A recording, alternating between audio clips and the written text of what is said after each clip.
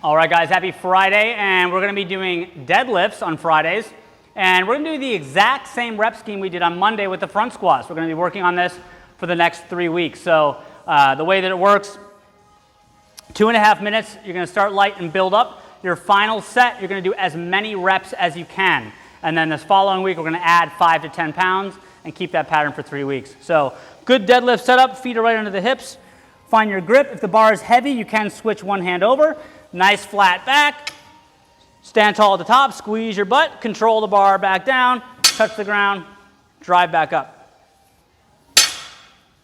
Okay, from the side, again, focus on pushing the hips back, nice flat back. So if you notice at the bottom, my shins are basically vertical, right? Tension in my hamstrings, nice flat back, stand all the way up at the top.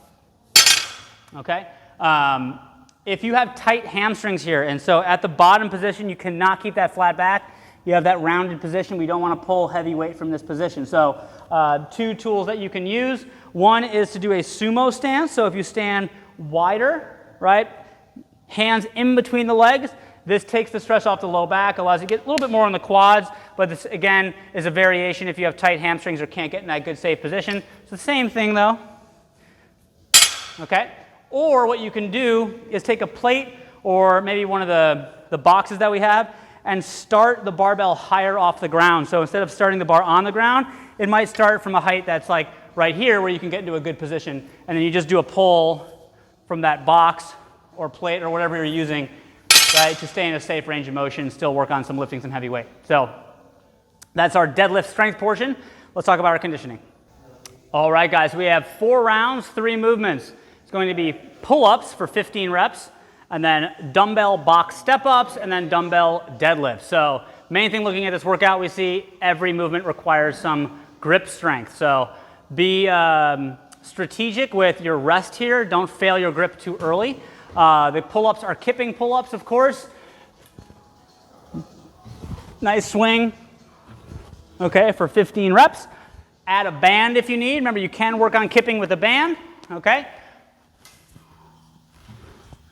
But if you haven't learned kipping yet, you can set up some jumping pull-ups as possible, or just do something that feels easy, strict pull-ups, all the way down to, if you need, doing some ring rows, some nice, moderately challenging ring rows. Okay, so 15 reps there. From there, we're going to go to the dumbbell box step-ups for 12 reps. So you're just holding dumbbells at your side, 1 step up. Rep is done when you stand all the way up. Okay, so there's no rule about alternating feet, but maybe a good idea just to save your legs. Rest, stand up all the way. Okay, I recommend getting your full foot on the box so you can drive through your heel, and just make sure you stand up all the way at the top. Right?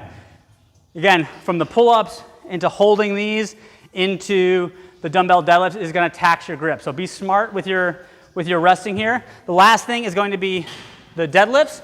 So the dumbbells only need to touch the front end of the dumbbell, but this is going to be a bigger range of motion than the standard barbell deadlift because the dumbbell is smaller. So at the bottom, you need to have that good range of motion, tap and stand up. Okay, your chest is going to drop a little bit, still trying to keep that tension in the hamstrings. Try not to round your back. You might feel this in your quads a little bit more if you need to kind of squat a little bit at the bottom as well, but it's only 9 reps. So again, this weight should be moderately heavy, right? Grip is going to be the big factor here. 4 rounds through those, and we do have a little accessory work for you at the end. All right, guys, so we are going to be doing some accessory work. We got 2 movements for you. We're going to be doing a single arm, single leg Romanian deadlift, 8 reps each side. So here's what this looks like. So start standing tall, okay? Really try to hinge at the hip, reach back with that back leg, and stand back up. I really focus on the foot that's on the ground, pressing my whole foot into the ground. So don't let your foot wobble. Really focus on spreading the toes out. Feel your big toe knuckle driving into the ground. Good balance. Slow movement. We're looking for 4 seconds down on each rep. Really reaching back with that back leg. You want to avoid rounding like this. Okay, so this is not the movement. I rounded my back. I didn't hinge through my hip. Okay, so you're going to do 8 each leg. Start light, controlled.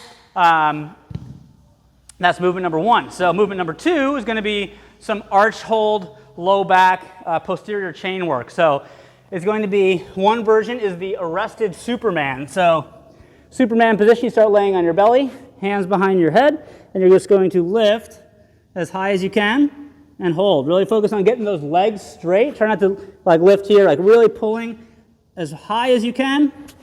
Right, really arching the back, straight legs, lifting because you feel this in your hamstrings, holding in that position. The more challenging version is going to be on the GHD called a Sorenson hold. So same exact concept. Set yourself up on a GHD.